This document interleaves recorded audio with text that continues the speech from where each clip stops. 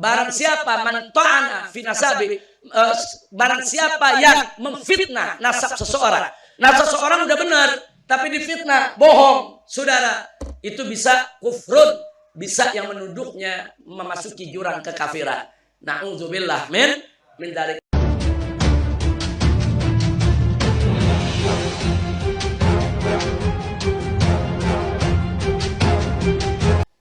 Teringat kami sedang mempelajari status asmatkan gitu.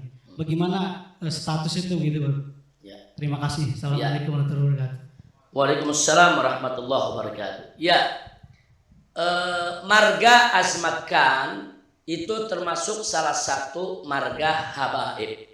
Sama dengan marga bin Syahab, Al-Attas, Al-Hamid, Al-Idrus, dan lain sebagainya.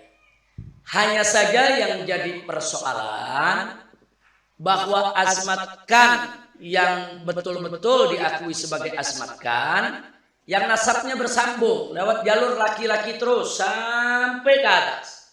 Nah, jadi nggak boleh ada nasab tahu-tahu fulan bin fulan bin fulan, tahu-tahu di tangannya bin fulanah perempuan.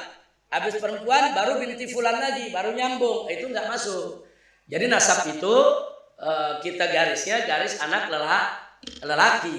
Nah, saya rasa jelas ya. Nah, ini yang jadi persoalan. Nah, jadi ada oknum-oknum mengaku sebagai asmatkan, tapi setelah diperiksa ternyata nasabnya dari garis nyainya, dari garis ibunya, dari garis neneknya. Itu nggak termasuk asmatkan. Asmatkan itu harus betul-betul nasabnya bersambung ke datu-datunya lewat jalur laki sampai yaitu ke Sayyidatul Fatimah binti Rasulullah sallallahu alaihi wasallam. Nah, itu yang perlu kita sampaikan. Jadi artinya asmatkan ada yang asli kalau memang terbukti bersambung, ada juga yang diragukan bahkan tertolak kalau nggak bisa dibuktikan tersambung. Sama dengan bin Syahab. Nah, bin Syahab memang keturunan Rasulullah, tapi tidak tiap orang yang ngaku bin Syahab pasti bin Syahab, kan belum tentu. Mesti dibuktikan betul kan dia bin Syahab. Nah, siapa bapaknya, siapa kakeknya, siapa datuknya, dilihat dulu, diperiksa. Kalau diperiksa itu ternyata nyambung, ya dia bisa jadi bin Syahab yang betul. Saya contohkan, ada satu dai di Sukabumi, dia ngaku bin Syahab, ternyata bukan. Nah, ternyata begitu diselidiki palsu, dia nggak pernah punya nasab bin Syahab. Nah, maka itu saya kirim beberapa saya punya murid jamaah untuk memberikan peringatan kepada bersangkutan. Ini kejadian 10 tahun yang lalu. Begitu, jangan sampai dia mengaku sebagai bin Syahab. Nah, ini yang perlu kita tegaskan. Jadi sekali lagi ya ikhwan, soal nasab, satu, man intasaba ila ghairi abihi fahuwa mal'un. Barang siapa yang menisbahkan yaitu dirinya keturunan bukan selain ayahnya, maka dia mal'un, dia dilaknat. Nah, yang kedua, hati-hati juga, saudara. Barang siapa man ta'ana fi nasabi, barang siapa yang memfitnah nasab seseorang. Nasab seseorang udah benar, tapi difitnah, bohong, saudara, itu bisa kufrun, bisa yang menuduhnya memasuki jurang kekafiran.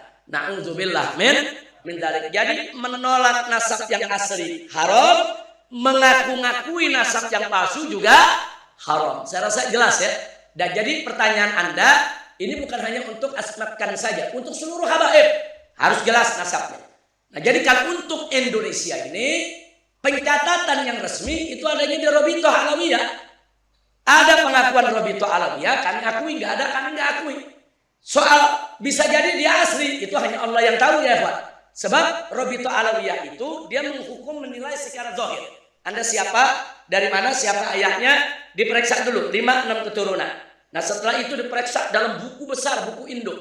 Nah, ada ditemukan berarti dia asli, bahwa dia memang bisa dibuktikan nasabnya.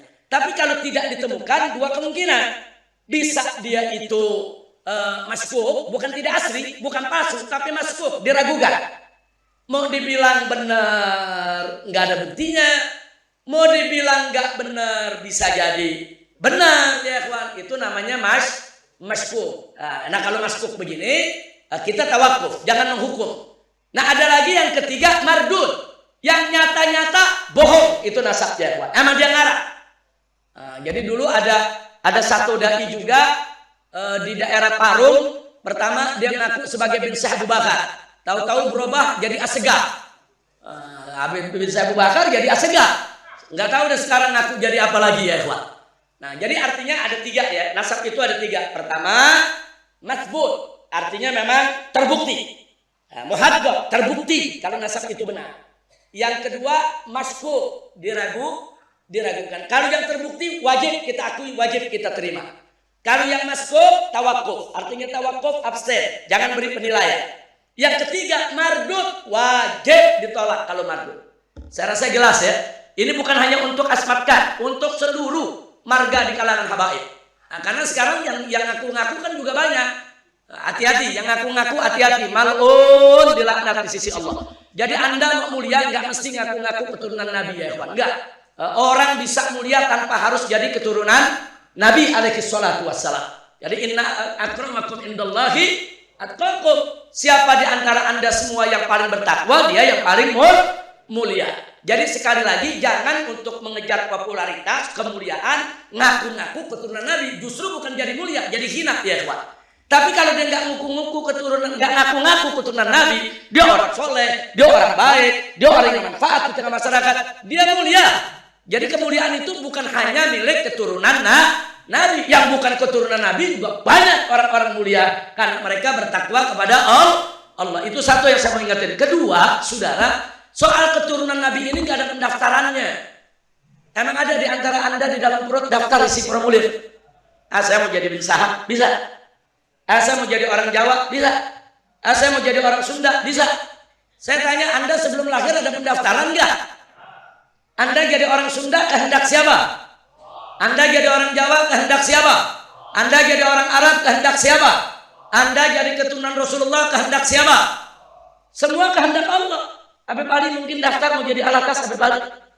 Nggak ada. Habib Zaki ada daftar jadi Ala Idrus. Nggak ada ya. Dan kami para habaib yang merupakan keturunan Rasulullah SAW, di satu sisi itu memang nikmat yang harus disyukuri. Tapi pada saat yang sama itu amanat yang berat, saudara. Hati-hati, dalam surat Al-Ahzab Allah ingatkan tentang para istri Nabi. Kalau mereka berbuat dosa, dosanya double. Kalau mereka melakukan kebaikan, pahalanya double. Itu istri Nabi, saudara. Kenapa? Karena para istri Nabi tadi punya kewajiban untuk menjaga nama baik Nabi alaihi salatu wassalam. Makanya kalau mereka berbuat baik, pahalanya double. Satu, pahala untuk kebaikannya. Satu lagi, pahala karena dia menjaga nama baik suaminya, yaitu Nabi Muhammad SAW. Begitu juga kalau berbuat dosa. Baca surat Al-Ahzab, saudara.